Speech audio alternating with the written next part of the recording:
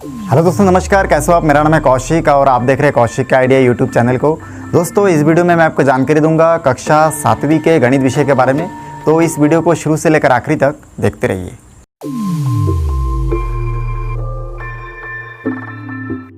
दोस्तों, इस वीडियो में मैं आपसे बात करने वाला हूँ कक्षा 7वीं के अध्याय 12 प्रश्नावली 12.1 के। देखिए, पहले लिखा हुआ है कि आसान कोण क्या है। तो यहाँ पे मैं आसान कोण का टॉपिक डाल दिया हूँ और यहाँ पे इसका डेफिनेशन जो है लिखा हूँ। एक ही तल में स्थित दो कोण आसान कोण कहलाते हैं। अब आसान कोण बनाना बहुत ही आसान है। जैसे कि मैं आपको यहाँ पे एक आसान कोण बना के दिखाता हूँ। देखिए, स्केल की सहायता से मैं एक आसान कोण यहाँ पे बना रहा हूँ। यहाँ पे सबसे पहले आपको करना क्या है कि इस प्रकार से मैं चलिए, ठीक है, एक कोई भी 120 डिग्री या कोई भी डिग्री का एक कोण बना लेता हूँ। तो इस प्रकार से देखिए मैं बना लिया हूँ, ठीक है, एक कोण बना लिया हूँ।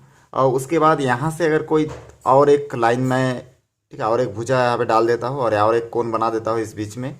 तो इस प्रकार से देखिए एक ही बिंदु पर, मतलब एक ही तल में, ठीक है, देखिए कितना कोण बना है, एक कोण और दो कोण। तो ये दोनों कोण एक को क्या बोलते हैं हम लोग? आसान कोण कह सकते हैं। तो इस प्रकार से जब भी किसी एक ही बिंदु पर दो कोण बनेगा उसी को हम लोग क्या बोलेंगे? आसान कोण कहेंगे। चलिए आगे देखते हैं संपूरक कोण। यहाँ पे देखिए संपूरक कोण का डेफिनेशन मैं लिख चुका हूँ। यहाँ पे लिखा हूँ, जब दो आसन्न कोणों के मापों का योग 180 हो तो वे कोण संपूरक कोण कहलाते हैं। अब इसमें संपूरक कोण एक प्रकार से आसन्न कोण आप अगर सीख गए होंगे तो आसन्न कोण के जैसे ही संपूरक कोण को बनाया जाता है, ठीक ना। इसमें दो आसन्न कोणों का अगर क्या है, मापों का योग अगर 180 अंश होगा तो उसको हम लोग क्या बोलेंगे? संपूरक। अब इसमें देखिए कैसे हम लोग को देखना है। सबसे पहले मैं चलिए यहाँ पे संपूरक कोण का डायग्राम आपको बना के दिखाता हूँ, ठीक है, एग्जाम्पल के तौर पे। तो यहाँ पे सबसे पहले तो देखिए मैं एक आसान कोण बना लेता हूँ। तो ये एक आसान कोण इस प्रकार से स्केल रख के मैं देखिए सीधा एक लाइनिंग यहाँ पे ड्रॉ करूँगा और इस प्रकार से 180 अंश का एक क्या बना दिया, मैं लाइन बना दिया, सरल रेखा 180 अंश का होता है। अब इसमें मैं क्या करूँगा, बीच में से मान के चलिए यहाँ पे स्केल रख के, ठीक है, यहाँ पे इस प्रकार चांदा को रख के मैं चलिए यहाँ पे 50 डिग्री पे एक इस प्रकार मार्क करूँगा, ठीक। और उसके बाद इसको मैं मिला दूंगा इसके केंद्र से, ठीक है, यहाँ से मिला देता हूँ। तो इस प्रकार देखिए ये जो है हमारा 50 अंश का है और इधर का जो कोण है ये कितना का है? 130 अंश का है। तो ये 50 और 130 दोनों, ठीक है, ये पहला कोण और दूसरा कोण, ये दोनों कोण आपस में मिलकर क्या बना है? 180 अंश का कोण बनाया है। तो ये दोनों मिलकर 180 अंश पूरा हो रहा है, इसलिए क्या होगा, इसको हम लोग संपूरक कोण बोल सकते हैं। तो इस प्रकार संपूरक का डायग्राम आप बना सकते हैं। इसमें आप नाम भी दे सकते हैं, जैसे कि यहाँ पे ए, यहाँ पे बी, यहाँ पे ओ दे सकते हैं और यहाँ पे सी दे सकते हैं। इस प्रकार से आप अपने हिसाब से कोई भी लेटर यहाँ पे लिख सकते हैं। यहाँ पे देखिए तीसरा जो पॉइंट है इसमें वो है शीर्षाभिमुख कोण।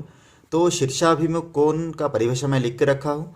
जब दो सरल रेखा है या रेखाखंड एक दूसरे को किसी बिंदु पर काटते हैं तो कटान बिंदु पर चार कोण बनते हैं, जिनमें से विपरीत दिशा के दो कोणों को शीर्षाभिमुख कोण कहते हैं। अब चलिए यहाँ पे मैं एक इसमें एग्जांपल ले लेता हूँ। जैसे कि देखिए मैं स्केल की सहायता से यहाँ पे दो रेखा इस प्रकार से ड्रॉ कर रहा हूँ। तो पहली रेखा को मैं इस प्रकार से बना लिया हूँ, ठीक ना, और इसका नाम भी मैं दे देता हूँ, ए और बी दे देता हूँ। उसी प्रकार से दूसरी और एक रेखा लेता हूँ जो कि इस ए बी रेखा को बीच में से इस प्रकार से प्रतिच्छेद करते हैं, ठीक ना, काटते हैं। तो इस प्रकार देखिए, और इसका भी मैं नाम दे दूंगा सी डी।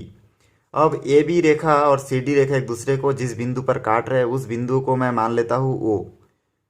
उसके बाद देखिए इसमें चार कोण बन रहा है आपका, 1 2 3 और 4। अब इन चारों कोणों में से यहाँ पे देखिए ये ऊपर वाला जो कोण है, ठीक है, इसको मैं नंबर 1 दे देता हूँ। दूसरा कोण को ये दूसरा कोण है, तीसरा कोण और चौथा कोण। तो इस प्रकार से पहला कोण और तीसरा कोण एक दूसरे के शीर्षाभिमुख कोण कहलाते हैं, ठीक है, और दूसरा और चौथा भी क्या होगा? एक दूसरे के शीर्षाभिमुख कोण कहलाएंगे। तो इस प्रकार से ये माप देखिए एक दूसरे के समान भी होते हैं और क्या होगा, एक दूसरे के शीर्षाभिमुख कोण भी होगा। तो शीर्षाभिमुख कोण बहुत ही आसान है, तो शीर्षाभिमुख कोण को आप अच्छे से पढ़ लीजिएगा, इसका डेफिनेशन, और इसको इस प्रकार आपको चित्र बना के समझाना है कि क्या होता है। अब चौथा टॉपिक इसमें जो है पूरक कोण। जब दो कोणों की मापों का योग एक समकोण या 90 हो तो इसमें हम लोग कह सकते हैं कि प्रत्येक कोण एक दूसरे के पूरक कोण कहलाता है। अब इसका भी एग्जाम्पल मैं बताऊंगा, इससे पहले मैं आपको संपूरक कोण के बारे में बताया हूँ। अब इसमें देखिए, पूरक कोण में भी संपूरक कोण के जैसे ही उसमें 180 अंश हो रहा था, इसमें भी ठीक है, जो भी हम लोग कोण बनाएंगे, आसान कोण हो कोई भी कोण हो, उसमें दोनों कोण आपस में मिलकर 90 अंश का होना चाहिए। जैसे मैं यहाँ पे एग्जांपल ले लेता हूँ, ठीक है। तो चलिए मैं पहले एक लाइनिंग खींच लेता हूँ यहाँ से। तो इस प्रकार से देखिए, ये मैं सरल रेखा खींच लिया हूँ, और इस सरल रेखा के ठीक है इस पॉइंट पे मैं चांदा को रख के यहाँ पे देखिए चांदा को इस प्रकार रख रहा हूँ इसमें, और यहाँ पे मैं 90 अंश देखिए ऊपर है एकदम सीधा, ठीक है। तो 90 अंश के सीधा में मैं एक लाइनिंग यहाँ से चलिए इस प्रकार से 90 अंश का बना लेता हूँ। 90 अंश का आपको डायग्राम बनाना है। इस 90 अंश में से ठीक है ये वाला भाग की जरूरत नहीं है, चलिए इसको मिटा देता हूँ। तो यहाँ पे देखिए, सबसे पहले आपको तो 90 अंश का एक कोण बनाना है इस प्रकार से। इस 90 अंश के कोण को अगर बीच में से ठीक है, चलिए मैं चांदा की सहायता से बीच में से नाप के ठीक है, यहाँ पे देखिए इस प्रकार से मैं बीच में से इसको नाप के अगर मान के चलिए 40 डिग्री का एक कोण यहाँ पे बना लेता हूँ, ठीक है। 40 डिग्री का ये देखिए, तो ये 40 डिग्री का जो कोण मैं इस प्रकार बना लिया, तो एक नीचे तरफ आपका 40 होगा और ऊपर तरफ सॉरी, इसको फिर से नाप के देख लेते हैं। देखिए, ये मैं 40 अंश का एक कोण बना है इसमें, ठीक ना।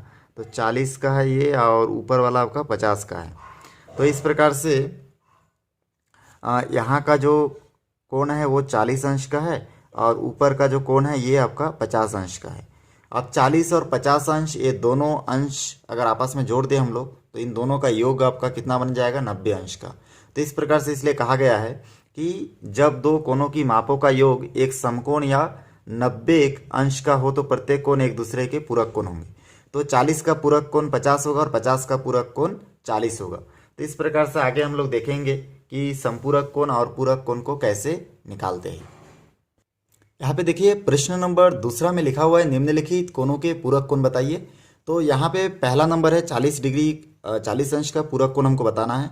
इसका डेफिनेशन मैं आपको बता चुका हूँ कि किसी भी पूरक कोण का मान ज्ञात करने के लिए हम लोग क्या करेंगे, इसमें क्या जोड़े कि ये 90 अंश का बन जाए, ठीक है। क्योंकि दो कोणों का योग कितना होना चाहिए, 90 अंश होना चाहिए।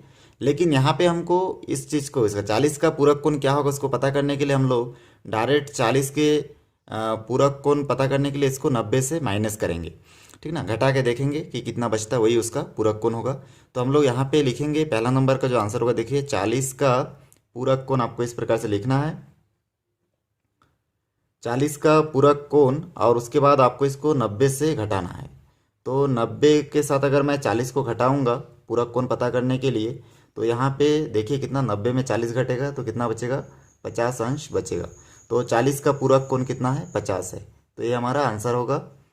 उसी प्रकार से जितना भी प्रश्न है उन सभी ठीक है अंशों को आपको 90 से घटा के उसका पूरक कोण ज्ञात करना। जैसे 50 का पूरक कोण, तो 50 का पूरक कोण ऐसे हम लोग लिखेंगे, और उसके बाद 50 को 90 से माइनस करेंगे, ठीक ना, घटाएंगे 90 अंश से। तो इस प्रकार से हमको यहाँ पे 40 अंश प्राप्त होगा। ये आपका दूसरा का आंसर होगा।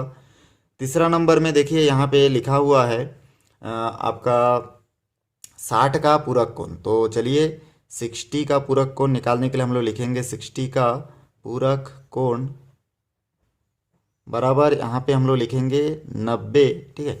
60 को भी 90 से घटाएंगे तो हम लोग जानते हैं कितना बचेगा, 30। तो यहाँ पे लिखेंगे 30 अंश, ये हमारा आंसर होगा।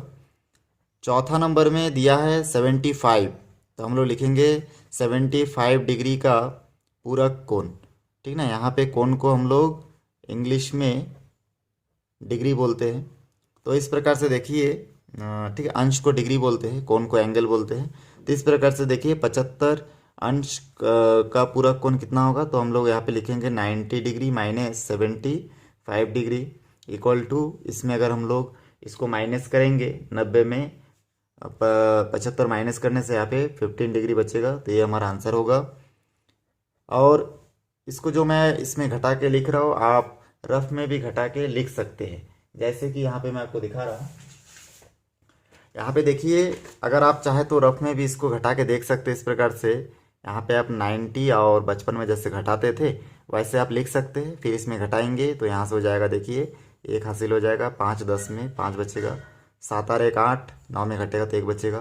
तो इस प्रकार घटा के भी डायरेक्ट आप लिख सकते हैं, ठीक ना। रफ में इस प्रकार घटाइए और उस प्रकार आप यहाँ पे आंसर लिख दीजिए। यहाँ पे देखिए आखिरी और 2 बचा है, शून्य का पूरक कोण। तो 90 अंश से हमको पहले घटाना है, तो 90 अंश से अगर मैं शून्य को घटाऊंगा तो यहाँ पे 90 ही बचेगा। तो इस प्रकार से 90 का शून्य का पूरक कोण 90 ही होगा। छठवां नंबर प्रश्न, यहाँ पे देखिए 70 अंश का पूरक कोण हमको निकाल के बताना है।